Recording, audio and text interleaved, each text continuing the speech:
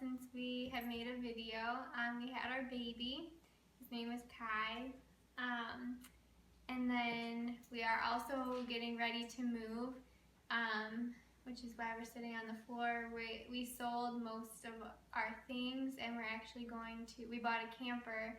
We're going to be living in that temporarily while first we're going back to Illinois to stay with our family for a little bit, and then we're going to be going to probably Florida to start building our house. So we're going to stay in the camper while we build our house.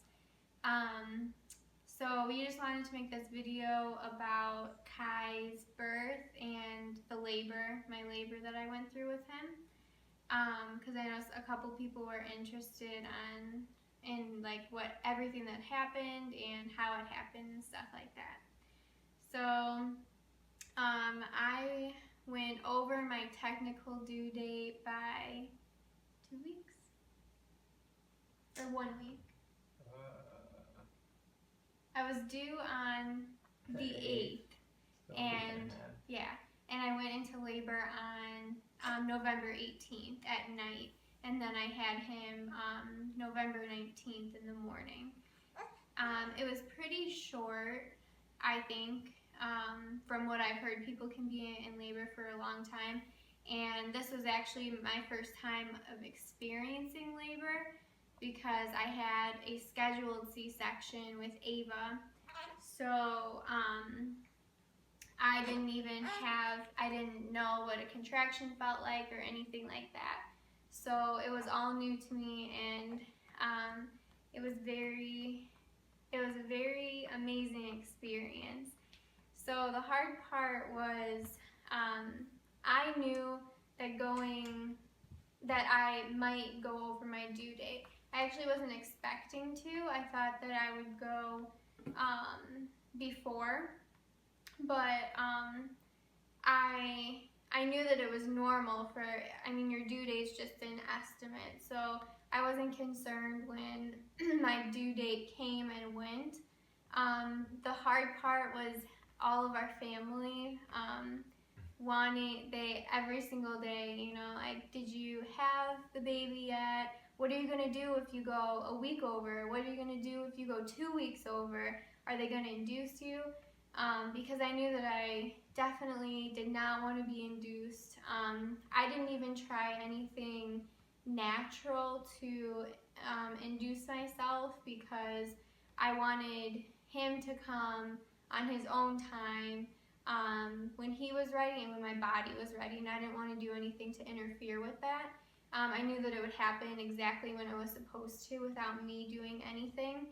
I did start getting anxious a little bit before I had him. I was getting a little concerned then because everyone was so worried that I still wasn't going into labor, and they were also worried just through my whole pregnancy as well because I hadn't gained a lot of weight, and they were concerned about my diet and just things like that because of just how we were doing things. A lot of people were concerned.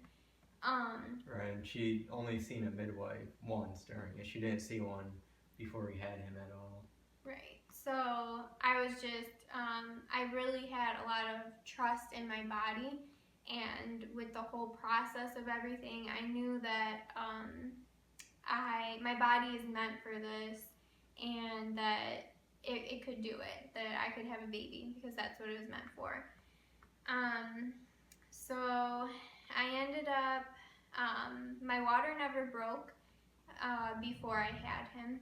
I lost my mucus plug on November 18th in the morning, and it was only a little bit, and so I just had a feeling that could be the day, and I really didn't have any like contractions prior to there. Like some people have Braxton Hicks contractions, and I felt completely fine, up until the day that I delivered him. I never felt any different, really. I didn't even really feel pregnant the whole entire time. Like I never had insomnia or anything like that. It was a really good pregnancy.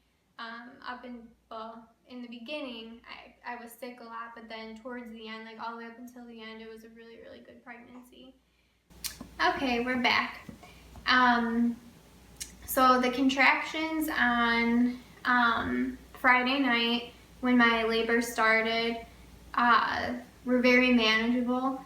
I was actually like going around the house. I was trying to clean still and set stuff up and trying to get ready because I wanted everything to be like in its place, ready for me to have him.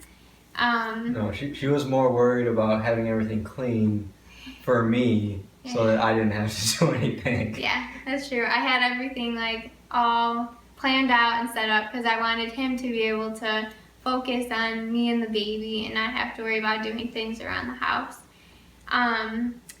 So I was going around doing that. We started setting up the pool. At that point, I kind of felt like it was too early just because I really didn't know what to expect though. Like he kept saying, do you want to set it up? Do you want to set it up? And I kept saying, I feel like I should just be in more pain than this. I don't feel like it's really close enough. But then they started getting a little bit more intense, so I did end up having him start to fill the pool just so I could have some different kind of relief. And so also every time I would have a contraction, I would go on my hands and knees. So that was the most comfortable position for me to be in. Every single contraction, I actually went on my hands and knees, and I would rock my hips back and forth, and I breathed through it. So all through the night, I was having contractions, and I didn't time them. I was never checked. Like I never checked myself to see how dilated I was, because I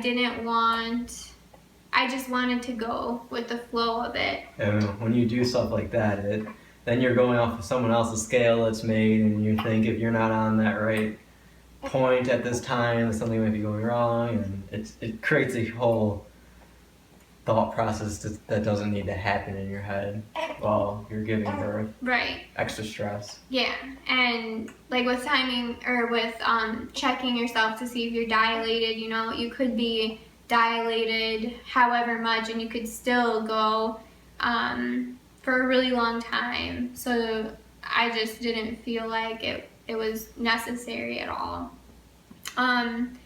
And I could feel him moving and stuff, and it just felt like he was moving down with every contraction, just a little bit, like getting into place kind of, but it never really felt like he was like going into the birth canal or anything. So I went in the pool for a little bit, and that was pretty early in my labor. Probably around like 10 or 11 o'clock at night, and then the water started getting cold, so we went on the couch for a little bit and I labored on there, and then we ended up going upstairs probably around like 2 or 3, probably around there. We went upstairs and I just wanted to be like in our bed in our bedroom. And so I was on our bed and I labored there, and then I didn't even know what time it was. I wasn't looking at the clock. I don't think you really were either. We were just like, just going with it, and it started getting very challenging, like within the last hour of my labor. And at that point, I just felt like I couldn't do it. My body was extremely exhausted and I was very tired, and I told him like I changed my mind that I wanted medicine.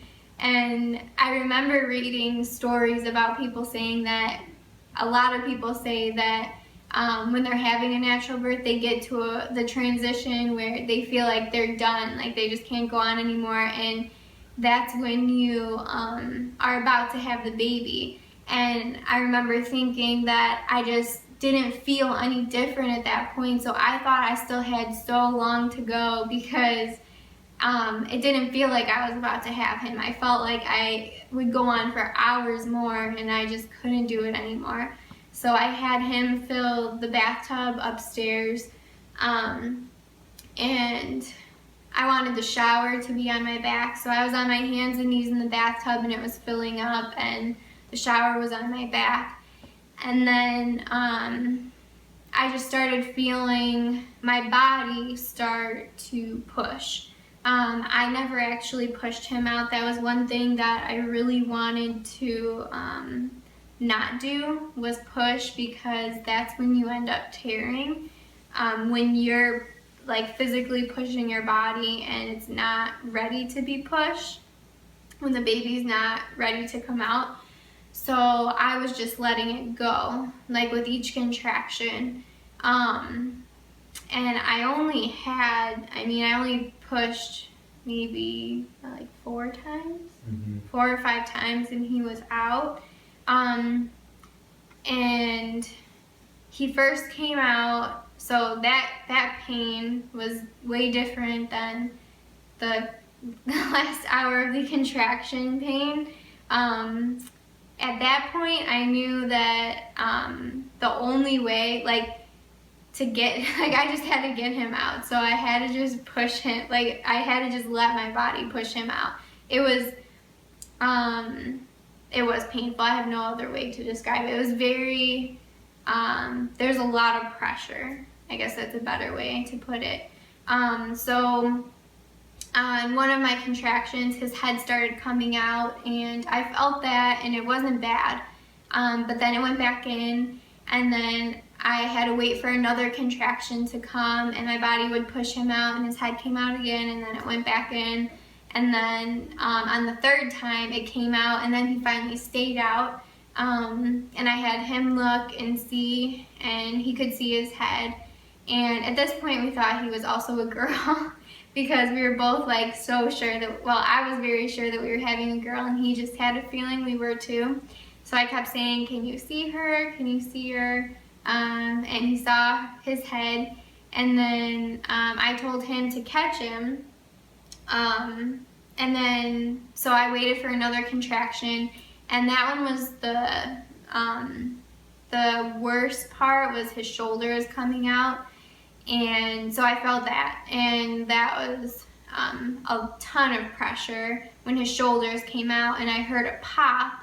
And at the time, we thought it was my water that had popped, but it was actually my back. I bruised my tailbone just from the pressure of pushing him out.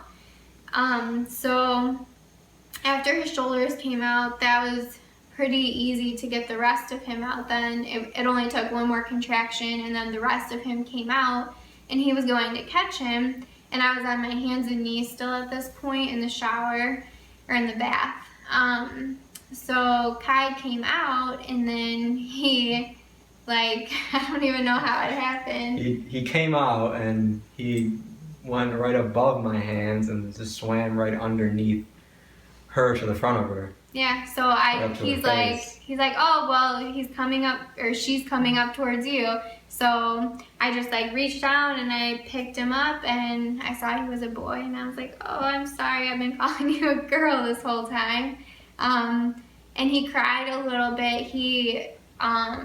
His nose wasn't clogged or anything like that, but he didn't have any mucus, but he had water in his mouth just from being in the bathtub, I believe.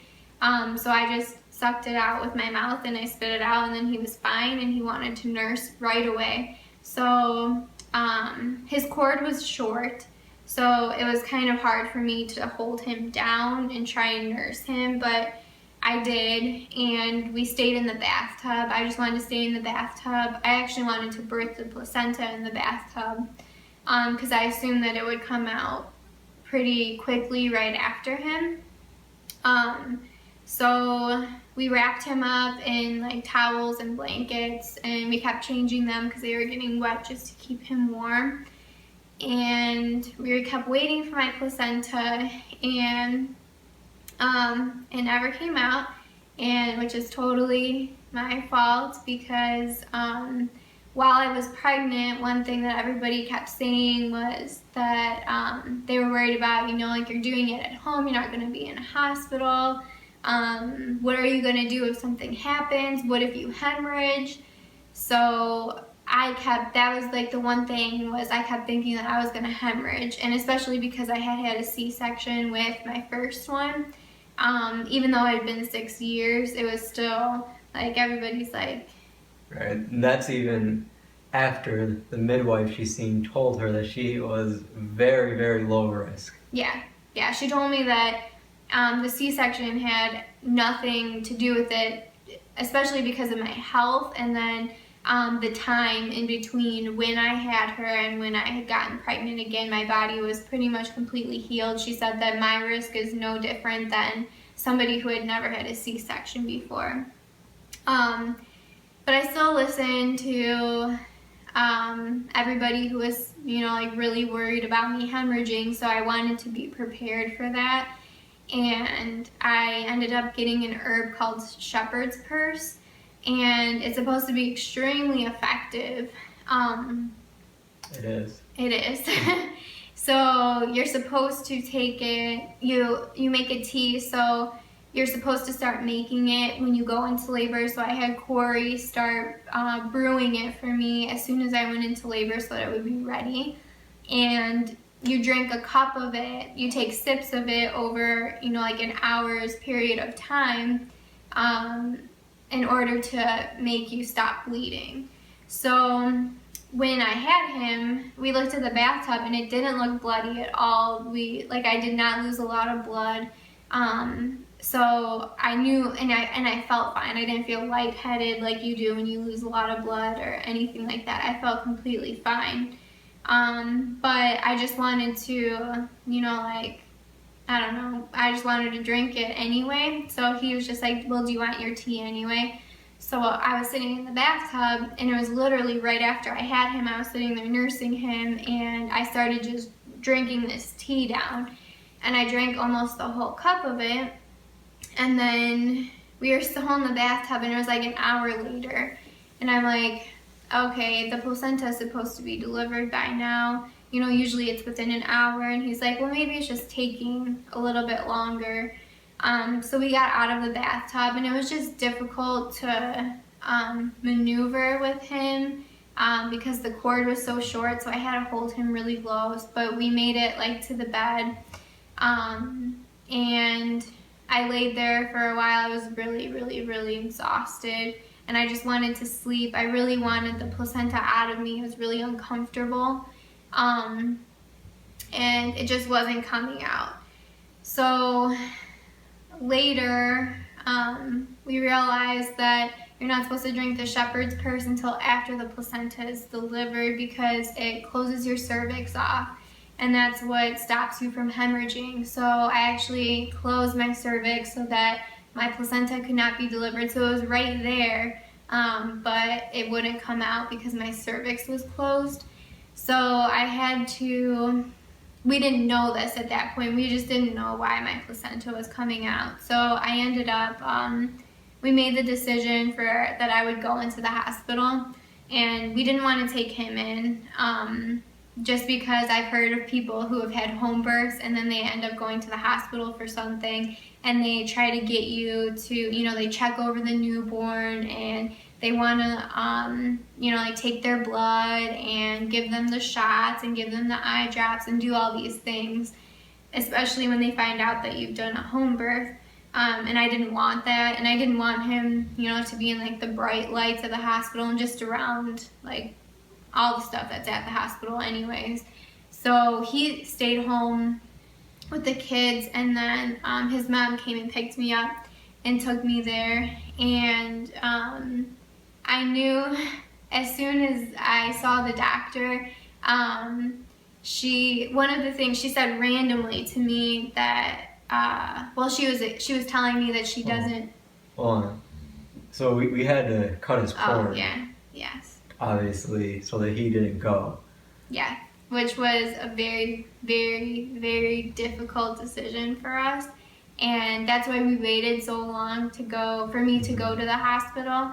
I didn't feel like that I was really risking infection at that point, waiting, you know, like hours in between going, because we were deciding like what we wanted to do, and we really wanted to do a lotus birth with him and let the cord fall off naturally by itself without having us interfere with it at all. But it just, you know, we got to that point where the placenta wasn't coming out of me. We knew it had to come out one way or another. And we felt that it was just the best decision for me to go into the hospital and see, you know, like what was wrong, why it wasn't coming out, and just have it taken out of me. Right, so we clamped it with a string because we didn't prepare for that at all. No. So we tied it with a string. Which we boiled. Yeah, sterilized the string, sterilized scissors, tied it, and cut it with scissors. And before doing it, though, I said a little prayer and told him I was sorry that I had to do it. But actually, she ended up doing it because I couldn't do it. He made me do it. But he didn't wince or cry or anything. He didn't even move at all when we did it. No, and it was a very long time. I mean, he had gotten all the blood and everything like that. So it was more of a spiritual aspect of it that we didn't want to do it. But yeah, it was a difficult decision that we had to make. But we ended up doing it, and we saved his cord and the placenta. But yeah, they gave it back to us at the hospital. So I went to the hospital, and the doctor came in, and she just said that she doesn't recommend home births, and which I had already done a home birth, so I didn't really, I mean, I knew that I would get, you know, like, I was going into a hospital where it's all medical, and they expect you to be there because birth is seen as a medicalized event. It's not seen as something that's natural. It is an event. That's why they want you to be there so they can give you the birth certificate. So right. It's officially an event. Yes. So I was prepared for that, and I really didn't care. I just wanted the placenta out so I could get back to him because I was also breastfeeding him, so I knew I didn't have like very long in between where I could be gone. Luckily, it was just colostrum, so he was going, and he was just born, so he was going, like, he would eat, and then he was going a long period of time kind of in between eating, so he wasn't eating very frequently at that point. And I also figured that he would be able to bring him there if I needed to feed him or something. He could come into the room. So the doctor came in, and she told me she doesn't recommend home births, and that with all of her patients, now at this point she didn't know anything like about where my placenta was, why it wasn't coming out or anything like that. And she stated to me that with every single one of her patients, she uses Pitocin. So when she said that, just out of nowhere, it kind of just like, I just like stuck that in my head because I had a feeling that she was going to recommend that I get Pitocin. So later, she came back in then and she said, okay, we're gonna see. She's like, I'm just gonna feel where your placenta is. And she asked me if I wanted pain medicine. And I said no. So she stuck one hand up and she's like, okay, your placenta's right there. Oh, and another thing why we decided at that point that I go to the hospital too was that I wasn't able to pee anymore because my placenta was literally sitting right there. It just couldn't come through because of my cervix. So I couldn't even pee anymore really, and it was really, really uncomfortable, and I didn't want to get, you know, like an infection from holding my pee for so long. So when I went there, all she did was like barely stuck her hand up, and she's like, okay, your placenta's right there. She's like, I'm just going to reach both my hands in and I'm gonna grab it out. And so this part hurt way worse than having him, was having her, she stuck both of her hands up and she grabbed the placenta, and then she wanted to make sure that it was detached and that she wasn't leaving anything behind. So she kept like going like this to make sure that she was getting it all, and it was very painful. And she kept asking me if I wanted pain medicine, and I'm just like, no, just do it. I went through that whole birth, like I'm without any kind of medication. I'm not going to get anything now. So then she pulled it out, and then she said, okay, I have to stick my hand up one more time just to make sure I didn't leave anything behind. So then she did that, and then they wanted to monitor me to make sure that I wasn't losing too much blood, because she was concerned with the time that I had him and then the time that my placenta came out. Now, I knew that I would bleed a lot because I hadn't lost any blood because my placenta was still in me, and that's usually when you start bleeding, is after your placenta is delivered. So I was expecting to have bleeding, like pretty heavy bleeding. And the thing, I wasn't bleeding a lot, but then in the hospitals, they come and they push on you, and they push on your stomach, and every time they were doing that, I mean, it was just like blood was just like flowing out of me. And I felt completely fine, except when they were doing that, it was extremely painful. But besides that, I was up walking around. I walked to the bathroom that was down the hallway, and they kept asking how I felt, and they were monitoring me the whole time. They were monitoring my stats, and they're like, everything looks fine. Like, my blood pressure was fine, my pulse was fine, everything like that was completely fine. And I kept saying that I just wanted to go home. And his mom was very concerned. She was worried my whole entire pregnancy, just concerned about our well-being and our safety. So in the hospital, she was also concerned. And especially, so when the doctor came back in, the nurse had been like pushing on my stomach, and she noticed that there was a lot of bleeding. And the doctor's like, well, we're seeing more bleeding, right now than we would like to, since you've had him so long ago. And I said, yeah, but I went so far, but my placenta was just out now. It's not like, I delivered my placenta this morning and I've been bleeding this whole entire day. And she's like, well, you're still losing a lot of blood. I would hate to send you home and have you, have to have an ambulance take you back here because you've lost so much blood. And she said, I want to give you a shot of Pitocin. And she's like, that'll stop it right away, and we won't have to worry about you hemorrhaging or losing too much blood. And his mom was like, Nicki, I'm begging you, please get it. And I really knew that I did not need it. And I even said to the doctor, because she's like, the Pitocin makes you contract. And I said, I know what Pitocin is. It's synthetic oxytocin. It's the same thing as me nursing him. It makes my uterus contract naturally. That's what, the nursing does. It contracts your uterus so that you stop bleeding. And she's like, yeah, well, it does happen like that. She's like, but the Pitocin speeds it up so that you can just stop bleeding, heavily right away, and then we can send you home. And I was almost going to do it, and just because, she kept saying that she was so concerned with how much blood I was losing, and then his mom was saying, please just get it. This is your life we're talking about, is what she said. My mom is very dramatic in every situation. She's completely in the medical world, and how she's not. Well, yeah. Because we're so natural, so everything that we do is a concern to her. Right.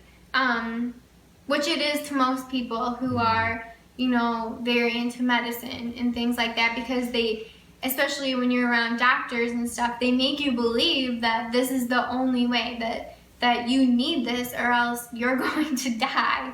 And that's how they were making it seem, that like it was so crucial that I was losing so much blood that I needed this shot of Pitocin or else I was going to bleed out. And I kept saying that I felt fine. Like, I did not feel lightheaded. I was walking around. I felt completely normal. So I just said, I asked them if I could. You on the phone. Yeah, I asked them if I could think about it. So then I ended up calling him and telling him what they wanted me to do, and he said it's my choice, but pretty much that I knew what I should do. And then I thought about it more, and I was thinking everything that I put into my body is going to go to him because he is nursing. And I knew that shot of Pitocin would go right to him. And that's something that really inhibits, I mean, not only is it, you know, a toxin and a chemical to him, but it really inhibits the bonding in between the mom and the baby. So I knew that I just didn't want to do it. So I asked them if I could, one of the things that they also offered was a blood test. Because they wanted to see my blood count, they were expecting it to be extremely low, is what the doctor said. So I agreed to get my blood drawn, and I could have left this whole time. I told her she should have left as soon as the placenta came out. Right. He did tell me that. I don't know. It was hard for me. I was really, I mean, there's no excuse for why I didn't. I felt obligated to stay, which I shouldn't have, but I did, and yeah, I should have left, but I didn't. So they came and they drew my blood, and then they were still like monitoring my bleeding. She would come and push on my stomach, and the bleeding kept getting less and less, and it was over a super short period of time as well. It didn't take long for me to stop bleeding at all. I wasn't at the hospital for very long. So my blood results came back, and the doctor came in, and she was very shocked that my blood count was very high. Like, it was, there was like no issue at all. So she said that, she's like, well, it came back and it's surprisingly very high. She's like, but I still, you know, recommend that you stay here overnight so that we can monitor you and you bring the baby in. And she said I would have to sign papers, you know, leaving against medical advice, because she recommended that I stay there because she was concerned. Right, then this was all in the postpartum department, which gets charged, they charge you more for that than the emergency. Yes. So they wanted more money. Yeah. Yeah, because I originally went into the emergency room, and they took me to the maternity ward.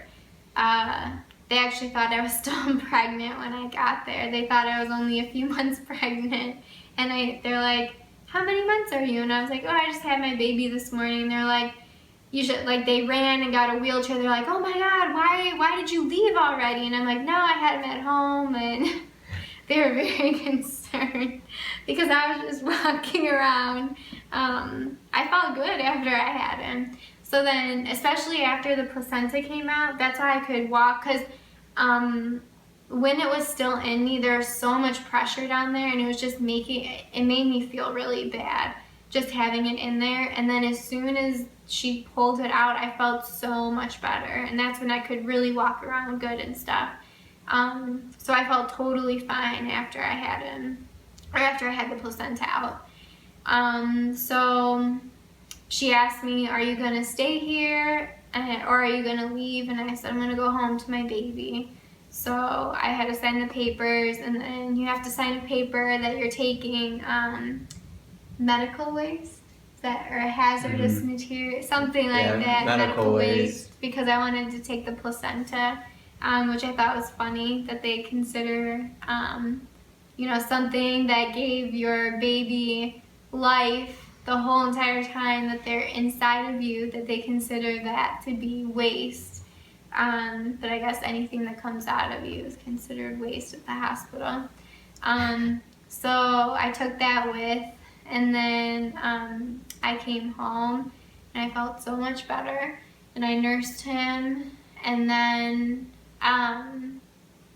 like, I felt, you know, like a couple days after that, I still felt good. I could tell my body, it was super sore. That was the only thing, like, my tail, because I bruised my tailbone. So, it was hard for me to, like, sit on things and then, like, sit up on the bed. It hurt like that. I had to recline, kind of, and I couldn't even really lay on my back. It was just so sore.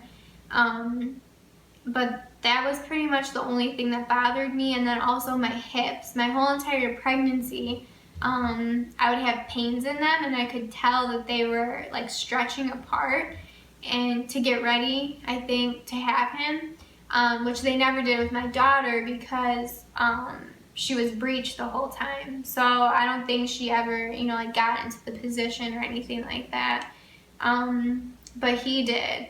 And so my hips had spread apart. So then, the few days following me birthing him, I could tell that my body was slowly like going back to normal. So my hips were bothering me, and then my back. Other than that, I only bled for probably 2.5 weeks, and not even heavy bleeding. I only bled heavily the first 3 or 4 days, and then after that it would be like off and on. Like I would bleed a little bit one day, and then the next day there would be like a little bit of spotting. And then after that it was just like I haven't had anything since then. And then with him, we're gonna do a separate video of how really we like parent, I guess not really parenting, but just how we are with him. Since we've done one with, like how we parent our daughter with the attachment parenting. But just how we are with him, but pretty much he never ever leaves sight of me. Pretty much we stay, like we go everywhere together. I hold him almost all the time just because he nurses very, very frequently. I do on-demand nursing with him. So he's doing very good. He weighed 6 pounds 11 ounces when he was born, which was like almost a pound bigger than our daughter was. And then he was 20 inches long. Now he weighs 12 pounds, and we don't really measure him. I just like to weigh him because I can tell he's getting super heavy, and he's so chubby. And I just like to see how much he's gained, but he's thriving very much and doing really good. So the whole experience was something, I don't know, it's very hard to describe. I would definitely do it again. After I had him, I told him that I would never do it again. And he's like, well, I think you're being irrational. You just had him. Give yourself time to think about it. And it didn't take long. It was just, in the moment, it just lasts it's a very short period of time to get something so much bigger out of it. So it's definitely worth it. And it was manageable, and I think I'll be in an even better place when we decide to have our next one, like mentally and even, like physically, like where we are,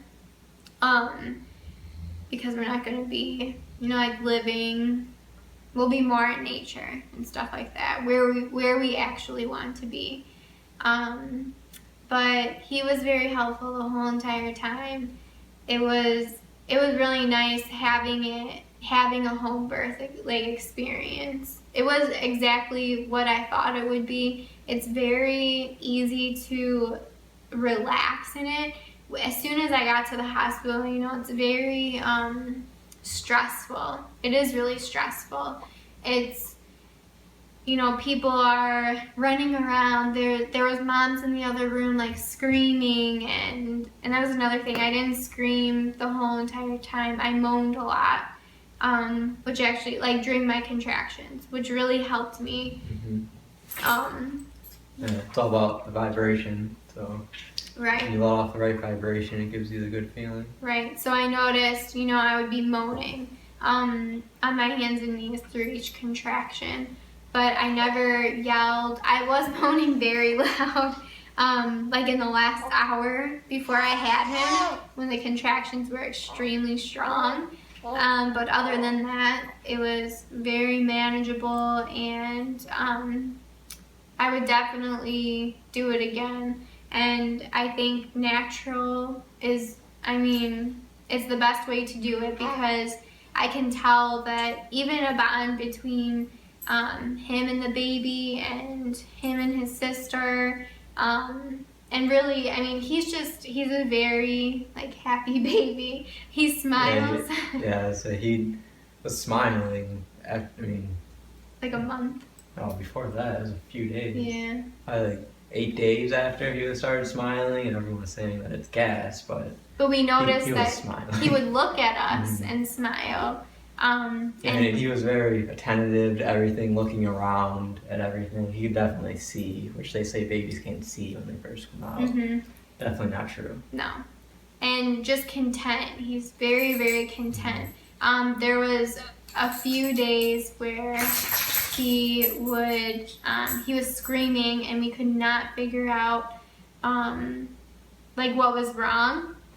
And then we realized that I was eating jalapenos and that was a huge mistake. So I just have to watch what I eat. I just can't eat like anything spicy. And what else besides that? That's pretty much it. Sometimes onions. So I haven't eaten onions at all. And I haven't eaten any jalapenos since then. It was very, it was like the worst experience going through that with him. I felt absolutely horrible because nothing could like console him. And before that, he was like, he didn't even cry at all. Like he wouldn't cry. He would make little noises when he wanted to eat, and that's how I knew he wanted to eat. But other than that, he never cried.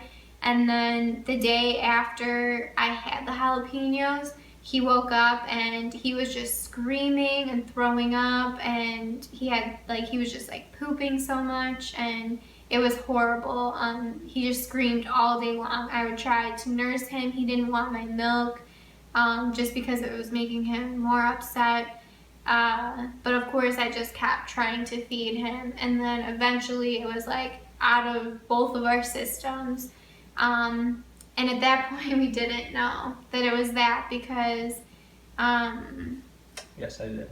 No, he did. I didn't think that it was that.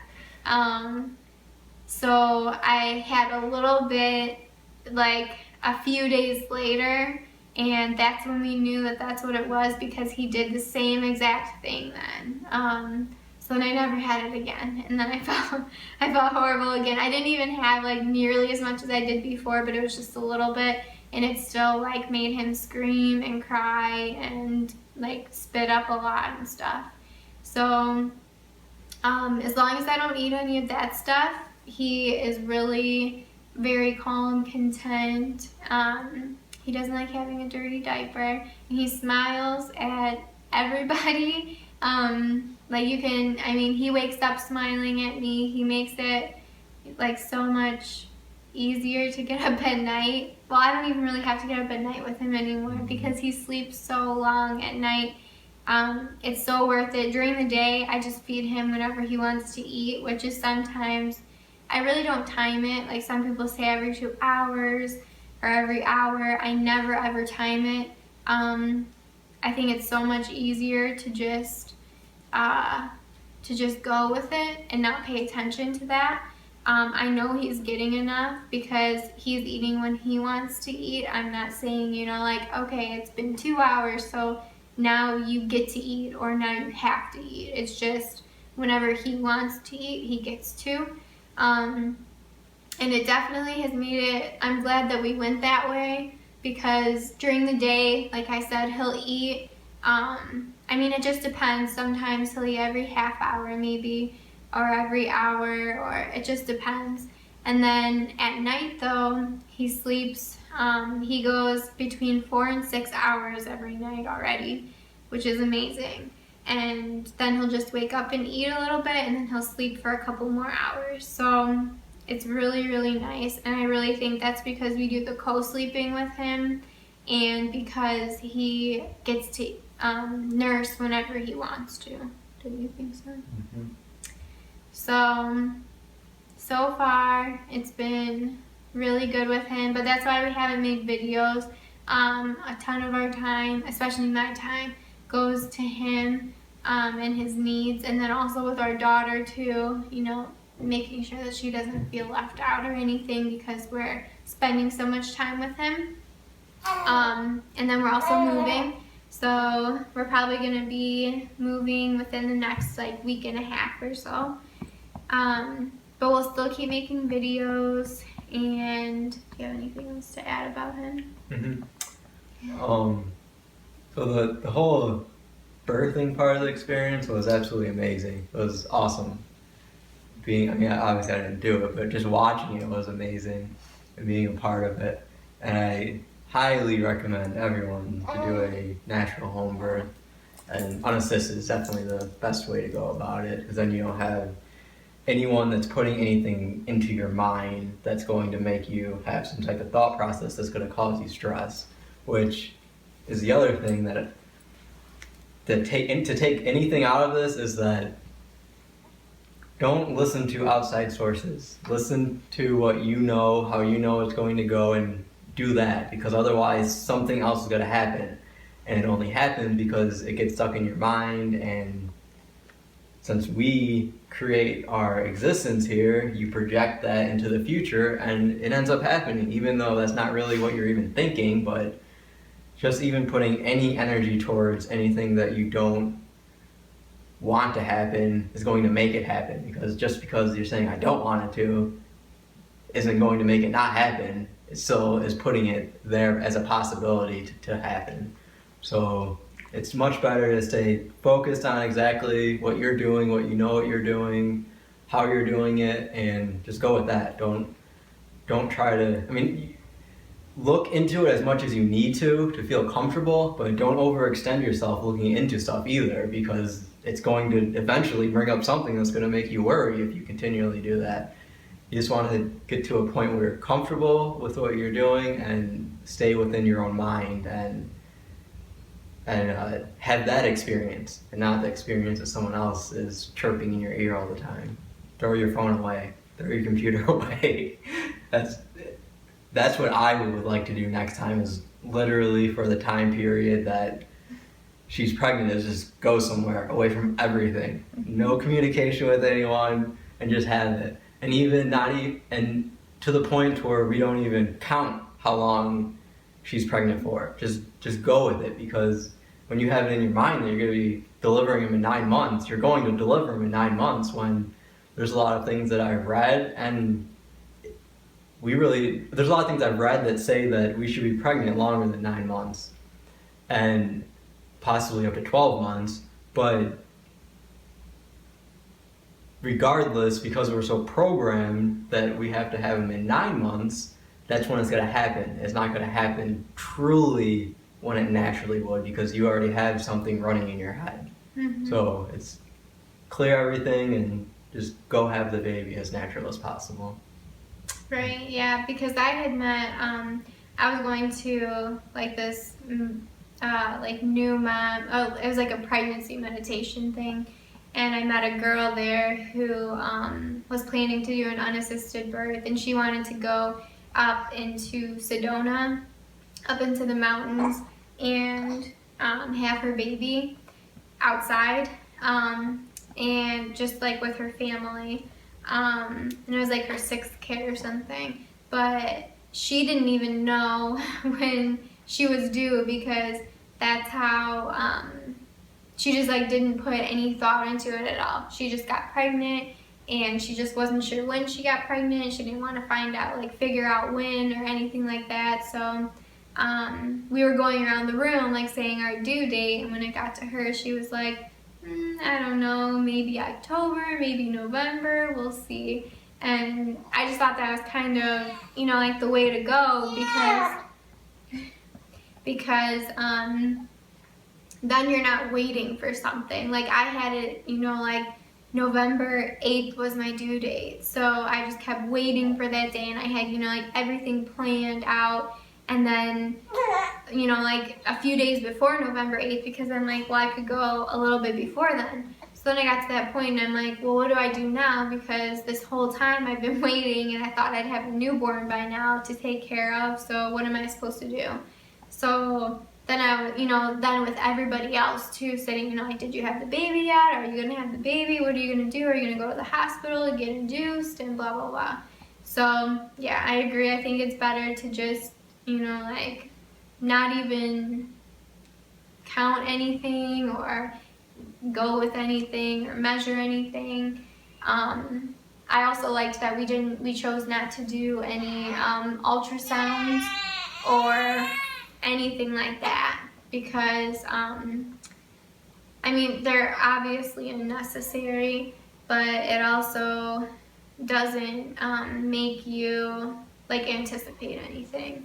It helps you more go with the flow of everything, I think. Mm-hmm. But she used the fetal scope to listen to the heartbeat. But as I told her 100 times while she was pregnant, the baby is inside of you, so you can feel it at all times. You just have to get to get to that state to where you can actually know what your body is feeling, which is hard to do when you're not even at that state with your own body, and then to feel something else that's coming inside of you. But it's definitely possible. I mean, if it's inside of you, you can definitely feel it. Right. Yeah, that was the only thing I did the whole pregnancy was listen to the heartbeat. I tried to measure my stomach a few times, and it was just pointless because I was really small.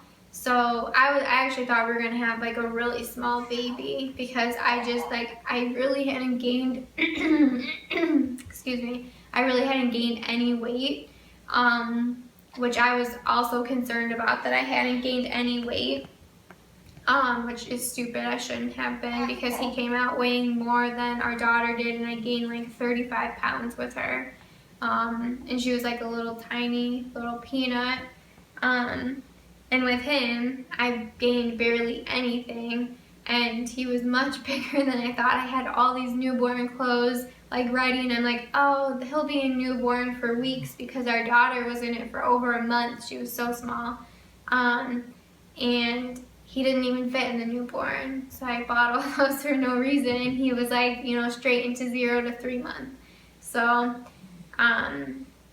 I really don't see a point in measuring. I mean, because my stomach was measuring like weeks behind, and like, the midwife told me that, oh, you're probably just gonna have a small baby because you're small and your daughter was small, but that's just not true. It's just all, and that's what he said, like, the baby